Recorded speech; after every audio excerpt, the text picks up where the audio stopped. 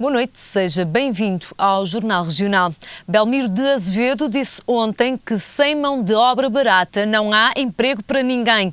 O presidente do Conselho de Administração da SONAI falava no 7º aniversário do Clube dos Pensadores em Vila Nova de Gaia. Belmiro de Azevedo falava acerca da competitividade e produtividade da economia portuguesa. Continuar, e por duas razões. E é preciso também acabar com esse mito. A economia só pode pagar salários que decorram, que tenham uma certa ligação com a produtividade. Se tiver vantagens comparativas, por exemplo, digo isso com muita insistência, de que percos e frutas e legumes, por exemplo, temos quase tudo de borla. Temos mão de obra barata. Não é de borla, mas é barato. Isso, mas não se deve ter economia baseada em mão de obra barata. Eu não sei por que não. Porque se não for a mão de obra barata, não há emprego para ninguém.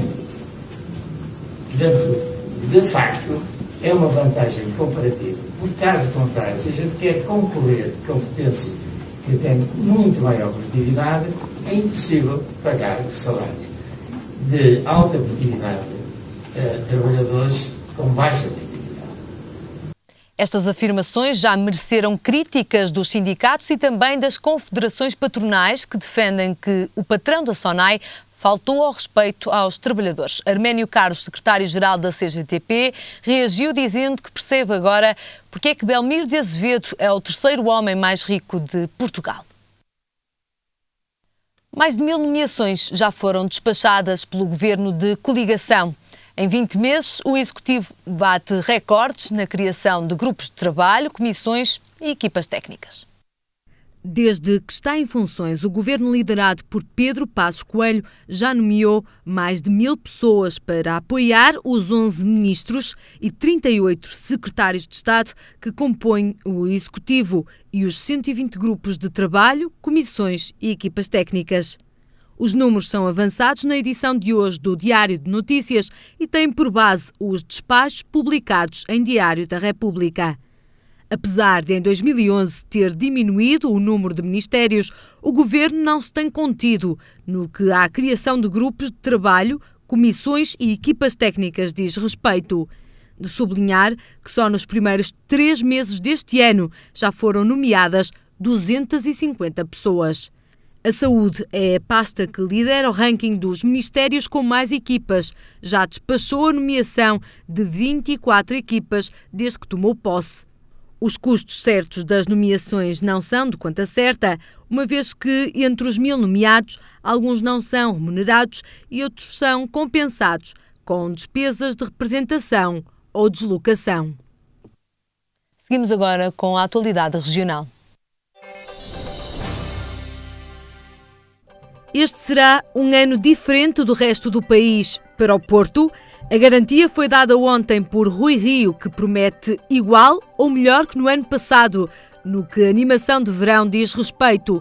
Segundo o presidente da autarquia, a Câmara soube, ao longo de todos estes anos, colocar as suas finanças num estado que o país não soube e está em condições de fazer o contrário do que o país está a fazer, ou seja, cortar. Já hoje vai à aprovação de reunião de Câmara a celebração de um protocolo de apoio mecenático com a AXA Portugal Companhia de Seguros para formalizar a cedência de utilização de 7 andares do edifício até 31 de dezembro de 2013. O objetivo é que o imóvel acolha ações de cariz cultural e animação com concertos e exposições de arte.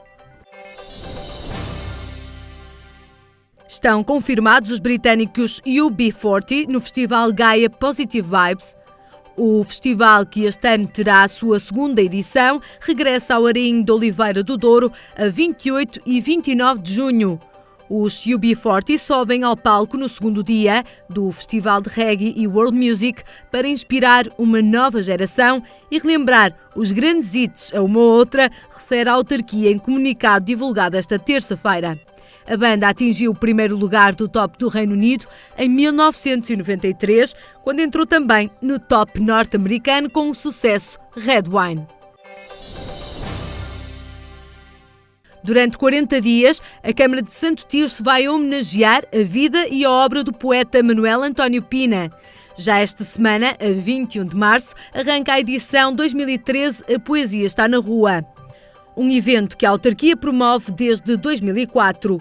O súbito desaparecimento de Manuel António Pina, em outubro de 2012, fez com que a Câmara Municipal de Santo Tirso decidisse dedicar 40 dias ao escritor portuense, premiado com o Prémio Camões em 2011 e poeta homenageado em Santo Tirso na edição 2006 de A Poesia Está na Rua. O evento prolonga-se de 21 de março até 30 de abril. A cidade do Porto vai expandir a rede de hortas municipais. A proposta da CDU foi aprovada hoje por unanimidade em reunião da autarquia e solicita que a ampliação seja feita tendo por base um plano integrado que identifique os terrenos camarários que podiam ser utilizados para este fim e as zonas da cidade com mais procura de talhões para cultivo. A CDU já tinha indicado que a expansão das hortas municipais seria uma das suas prioridades eleitorais na corrida à Câmara do Porto. A Câmara de Matosinhos apresentou o plano de intervenção global no sistema semafórico do concelho. O cruzamento de Brito Capelo com a rua Sousa Aroso são as primeiras ruas a receber o equipamento. O novo sistema que vai permitir à autarquia saber em tempo real as avarias dos semáforos. À chegada eram algumas as dúvidas sobre um cruzamento que já deu muito o que falar.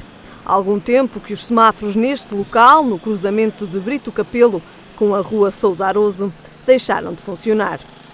Apesar das muitas intervenções da autarquia, a verdade é que desde o ano passado que constantemente avariavam. Segundo a autarquia, o problema era mesmo da instalação, já ser antiga. O sistema que aqui estava, que tem uns anos, mostrou que já não é fiável, portanto que não faz sentido, porque era um sistema que usa o báculo, portanto o báculo é campo, pronto. E o báculo, por causa de, sobretudo, estarmos aqui numa zona que tem, obviamente, é mais exposta, costuma ter muitos problemas e, portanto, o que nós ficamos cansados também nós de tantas avarias neste sistema e, portanto, decidimos alterá-lo. Agora vão ser alvo de uma intervenção integrada numa obra muito mais vasta, que será no novo plano de intervenção global no sistema semafórico do concelho. Um plano que tem previsto um novo sistema que vai permitir à autarquia saber, em tempo real, quando um semáforo avaria. Vai deixar de ter báculos, isto é, vai deixar de ter aquelas peças que sistematicamente passam a vida a avariar e que são objeto de sistemáticas intervenções, e vamos colocar um outro sistema que deixa de ter qualquer... é muito mais fiável e, além disso, vamos fazer uma outra coisa que eu entendi que era extremamente necessário, fazer um investimento relativamente a um sistema que nos permita detectar em tempo real qualquer avaria em qualquer semáforo, em qualquer sítio do concelho. No início deste plano de intervenção vão apenas sofrer obras os casos mais graves identificados pela autarquia de Matosinhos. Nós temos neste momento um montante global anual para este tipo de semáforos de cerca de 200 mil euros. É o que a cidade precisa, ou o concelho precisa, para manter o seu sistema em bom funcionamento. Está contratado, sempre esteve contratado. Agora, o ponto é que nós vamos intervir especificamente nos 3 ou 4 pontos que, pela sua natureza, provocam normalmente problemas. O cruzamento da rua Brito Capelo com a rua Aroso vai agora ter um novo sistema de semáforos que estarão concluídos no prazo de 15 dias. Assinala-se hoje o Dia do Pai, mas o que tem de diferente o dia 19 de março? Fomos conhecer de perto a relação entre um pai e uma filha. Como é que eles vivem, afinal, esta data? Os pais portugueses sentem-se hoje mais especiais. Tudo a eles é dedicado. Mensagens de carinho e reconhecimento são trocadas ao longo deste dia. A RTV acompanhou parte desta data na vida de um pai como tantos outros. Então, foi tudo bem na escola? O teste correu bem? Correu. E então? Vamos ter o quê? Muito bom? Acho que sim. Ou vamos ter suficiente? Não, acho que é muito bom. Está bem, então correu tudo bem hoje? Sim. Está bem. O almoço hoje também correu bem? Sim. E mais novidades da escola? Ou mais alguma coisa? Acho que não. Tem Não? que assinar umas questões de aula. Ah, é? E vocês portaram-se todos bem? Andem por isso? É sempre. É? Está bem. Está bem. Henrique acompanha a filha em todos os momentos. Praticar o desporto favorito de Carolina é um deles. Agora vamos treinar um bocadinho, é para quando chegares ao treino, depois já is quente. Está bem? Olha, e como é, Tem que correr na mesma. e como é que as coisas no vão têm estado a correr? Bem, Sim? depois do torneio estão um bocadinho melhor. E a vossa motivação como equipa? Acho que está bem. É usual os pais dizerem que este é um dia como tantos outros, mas todos gostam de ser mimados. E hoje o que é que vais fazer de jantar para mim? Para ti. Não? Eu vou arrumar-me. Hoje é o dia do pai, tens que fazer um jantar especial. Mas o que significa esta comemoração e que diferenças existem em ser pai hoje e no início dos anos 2000? Este dia do pai é o reeditar de todos os outros 364 que decorrem ao longo do ano, em que este tem o simbolismo de realmente ser comemorado como dia do pai, mas é um pouco o que se faz sempre que se pode e sempre que a vida o permite, que é estarmos o maior tempo possível, neste caso com a Carolina. Eu penso que as dificuldades existem como existiam, portanto, no início do século, contudo, os desafios são outros. Temos que reinventar a cada dia a função de ser pai e a forma como realmente lidamos com uma geração que também é diferente na forma como aborda os assuntos, como faz as coisas no seu dia-a-dia e, portanto, vamos ter que nos reinventando dia após dia. Uma das tarefas do pai moderno é ser vigilante para com as atividades dos filhos. Nessa medida, o incremento das redes sociais é um tema sempre presente. Mas será que os pais têm um conhecimento real de como os filhos utilizam a internet? Pelo conhecimento que tenho, portanto, das redes sociais, de toda a parte que envolve estas novas tecnologias, tenho algum conhecimento disso, se calhar tenho a tarefa facilitada. Mas acredito que para a grande maioria dos pais seja realmente um desafio que lhes é colocado, que eles muitas vezes não conseguem dar resposta. E muitas vezes essa falta de conhecimento acaba por se refletir em que não conseguem muitas vezes acompanhar aquilo que realmente os filhos vão fazendo. Carolina vê no pai o melhor amigo, embora não lhe conte os seus segredos. Segredos não, que esses são mais para mim, mas conto-lhe como é que corre o dia e o que é que eu fiz durante o dia. E pronto, e temos essas conversas. Hoje é o dia do pai, como é que definirias o teu pai? Amigo, simpático, ajuda-me muito. E pronto, e apoia também. Este é sobretudo um dia que transporta os pais por um momento em que os filhos nasceram. Aquele momento indescritível e que transforma qualquer ser humano. Não é uma frase feita. É o sentimento de todos os pais que viram esta reportagem. E pronto. Seguimos agora com o comentário neste jornal, hoje com António Meira. António, seja bem-vindo. Boa tarde. O ano passado fechou com a maior quebra de produto interno bruto, precisamente desde o ano da Revolução, 25 de abril de 74. Uma coisa é certa, cada português deve agora 15 vezes mais do que há 37 anos. O que é que mudou nestas décadas? O que mudou foi o sistema. Criou-se um sistema pós 25 de abril, em que eu englobo todos os partidos. Esse sistema foi engordando e só serviu o sistema, portanto não serviu a população, ou de pouco ou nada serviu a população. Daí cada português dever mais 15 vezes do que devia há 37 anos, quando devia ser exatamente o contrário. Só para termos aqui uma ideia, em 1975 cada português, ou seja, a dívida per capita era de 1.450 euros. Neste momento, 2012, portanto o ano passado, 19.150 euros. Estes são números que de alguma forma o surpreendem ou não? Não me surpreendem pelo percurso que o país teve económico e financeiramente. Surpreendem-me porque há portugueses que não ganham isso ou não oferem esse rendimento anual. Portanto, como é que cada português deve o quê? como é que cada pessoa iria pagar a dívida, quer dizer, isso é um pouco abstrato também. Se as políticas implementadas pelos sucessivos governos fossem corretas, com certeza que hoje cada português deveria zero. Eu vou dar um exemplo. A Alemanha no próximo ano terá um excedente orçamental de 6,4 mil milhões de euros e prevê em 2015 que esse excedente seja ainda superior. Portanto, muitas pessoas criticam a Alemanha por aquilo que a Alemanha faz à Europa. A Alemanha deve à Europa, mas não vai dever toda a vida, o resto da vida da Alemanha. A Alemanha faz o trabalho de casa enquanto que os outros países não fazem, ou não o fizeram. Ou pelo menos a Alemanha corrigiu o sistema. Nós em Portugal temos um sistema, eu chamo-lhe o sistema, que incluindo a corrupção,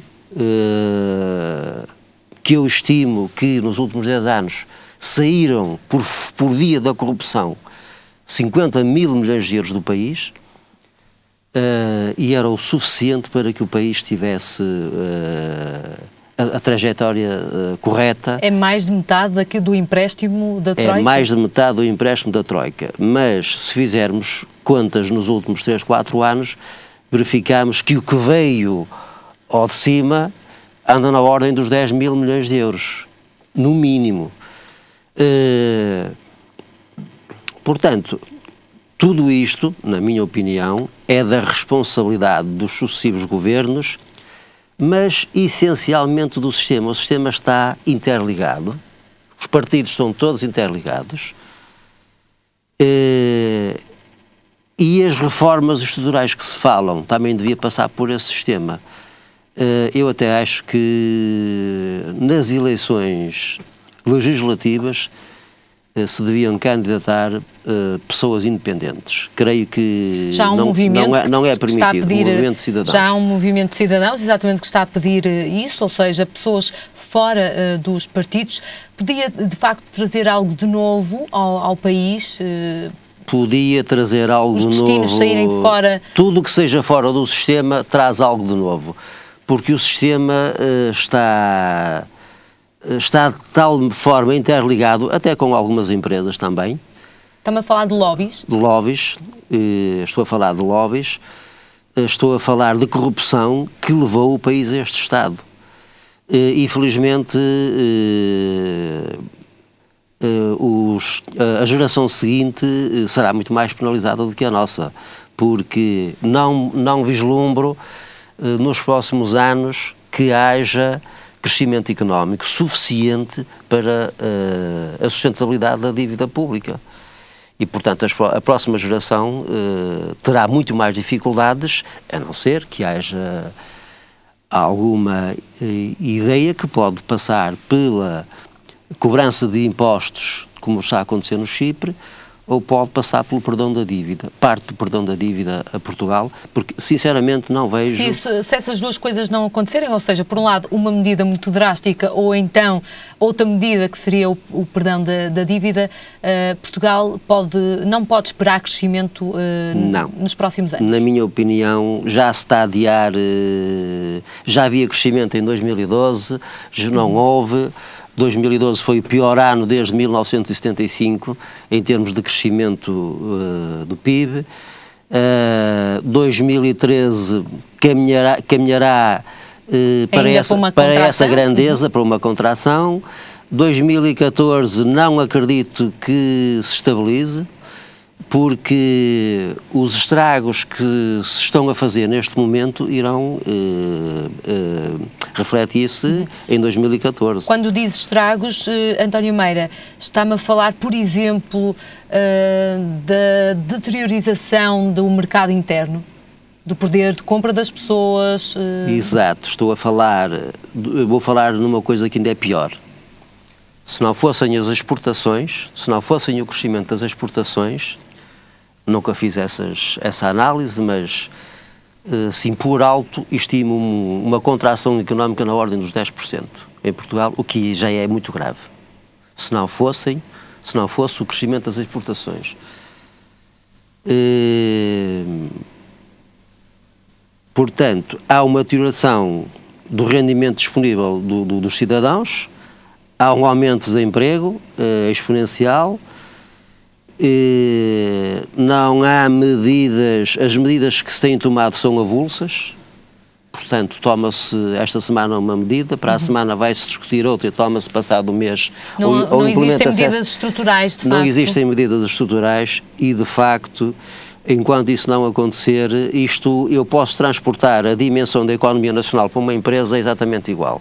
Noutra dimensão é igual. A empresa terá problemas se tiver um sistema, se tiver um sistema de financiamento, se tiver um sistema de governação idêntico ao do país, tem problemas. Isto era previsível.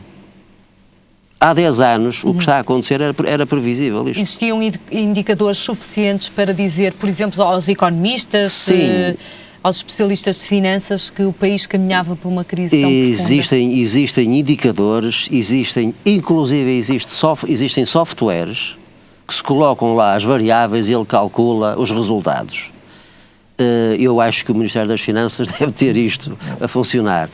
Existem não sei quantos secretários de Estado no Ministério das Finanças, provavelmente licenciados na área económica e financeira. Existiram sempre, não existem agora. E, portanto, quem projetou as contas do país, o orçamento do país há 7 ou 8 anos atrás, com certeza que, ou então, estou como o professor Marcelo Rebelo de Sousa diz, que temos que ser governados por astrólogos, se calhar. Porque de 2 em 2 meses alteram-se as previsões. Isto não pode acontecer no país, portanto, não dá credibilidade quer ao investimento interno, quer ao investimento externo. Passamos para o nosso segundo tema. Há mais um país em vias de ser resgatado pela Troika, falo do Chipre, onde esta medida do imposto sobre os depósitos está a gerar uma grande confusão. Já hoje o presidente do Chipre disse que duvidava que a medida passasse no Parlamento. A Europa e o FMI reiteram que é necessário esta taxa para angariar 5,8 mil milhões de euros acordados com o Eurogrupo. O que é que lhe parece, antes de mais, esta taxa sobre os depósitos? A mim parece-me um grave problema, porque, embora a economia do Chipre, e o Chipre está dividido em 2 países, um ocidental e uma parte é turca, pertence à Turquia, é uma economia de serviços e agrícola, primária, tem um rendimento per capita superior ao português, cerca de 28 mil dólares, acima de 28 mil dólares. Eles têm um fator muito importante, o facto de terem gás natural ali na zona do Levante, o que lhes dá uma base maior à economia, ou não? Eu acho que esta medida foi aplicada àquele país porque a maior parte dos depósitos que o país tem são russos. São países exteriores. Daí a Gazprom dizer que resgatava o Chipre, não sei se sabe disto. De qualquer maneira, eu acho que é uma ideia que pode pegar. E pode ser perigosa. E pode ser perigosa. Pode ser perigosa porque não há soluções. Isto é uma solução para o Chipre. É que não há soluções. É uma solução perigosa que podem vir a aplicar a Portugal daqui a 4 ou 5 anos se os resultados ou as projeções que os nossos governantes têm feito continuarem a falhar. Nós iremos ter muitos mais problemas. Portanto, esta medida ainda pode ser aplicada ao nosso país. Com isto, as pessoas que têm aforro neste momento nos bancos devem ter cautela? Isto é algum... Cautela, neste momento, eu acho que não é necessário ter a cautela. O Banco de Portugal veio ontem tranquilizar os aforradores. E o problema é que o Banco de Portugal tranquiliza hoje, mas não sabe daqui a 1 ano ou 2 o que é que vai acontecer. De qualquer forma, é uma situação muito complicada porque há pessoas idosas, nem falo em pessoas da minha geração, mas há pessoas idosas que fizeram as suas poupanças, vivem dessas poupanças e elas podem vir a ser tributadas diretamente. Não é a tributação dos juros, é tributar diretamente o capital ou as poupanças. Eu mesmo que fosse em Portugal, que se aplicasse isto em Portugal, eu acho que para a Europa não era um problema muito grave. Agora, se formos para uma Itália, ou para uma França, ou até para uma Espanha, as coisas já mudam de figura. O Chipre não tem a expressão na economia europeia. Que outros países terão, mas naturalmente, António Meira, mas se isto de facto pega moda, as pessoas podem ou não sentir insegurança? Isto pode ser sentem insegurança, eu vou sentir insegurança, também sou um aforrador, eu vou sentir insegurança. Já tenho pessoas amigas que algum dinheiro tinham em Portugal, não nesta fase, mas já o colocaram fora da Europa. E, portanto, se houver fuga de capitais, a não ser que o sistema bancário ou o Banco Central exija, como o Banco Central do Chipre fez, fechar os bancos. E, portanto, aí não há forma, e bloquear as transações, aí não há forma de, ou então limitar o valor de transação. É grave, vamos ver o que é que nos espera, pelo menos ao nosso país, não é?